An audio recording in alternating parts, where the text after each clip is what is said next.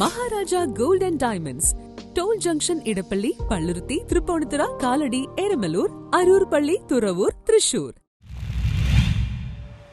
മാനസികാവസ്ഥയുള്ള യുവാവിനെ സഹായഹസ്തവുമായി students police.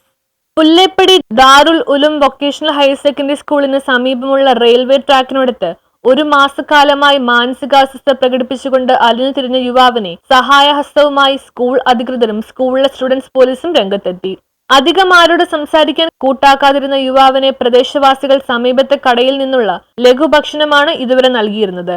ചായയോട് മാത്രമാണ് കൂടുതൽ താല്പര്യം കാണിച്ചിരുന്നത്. സമീപവാസികൾ പുതിയ വസ്ത്രം നൽകിയെങ്കിലും അത് ധരിക്കാൻ കൂട്ടാക്കിയിരുന്നില്ല. കൂടുതൽ വിവരങ്ങൾ അറിയുന്നതിനായി വിശദമായി ചോദിച്ചപ്പോൾ ശിവ എന്നാണ് പേരെന്നും തേനിയാണ് സ്വദേശമെന്നും മാതാപിതാക്കളും ഒരു സഹോദരിയും അവിടെയുണ്ടെന്നും പറഞ്ഞു. എന്നാൽ കൂടുതൽ ഒന്നും സംസാരിക്കാൻ തയ്യാറായില്ല. ചില സമയത്ത് Pullepady railway ഓവർബ്രിഡ്ജിന് താഴെയായിരുന്നു അന്തിയുറക്കം.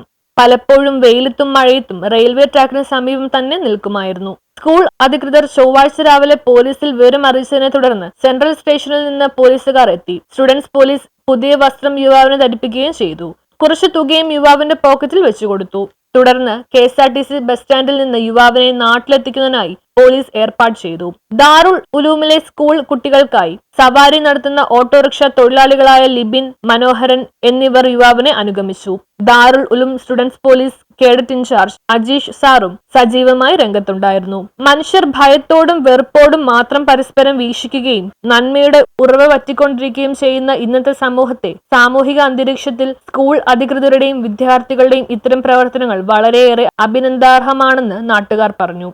News bureau, Kochi.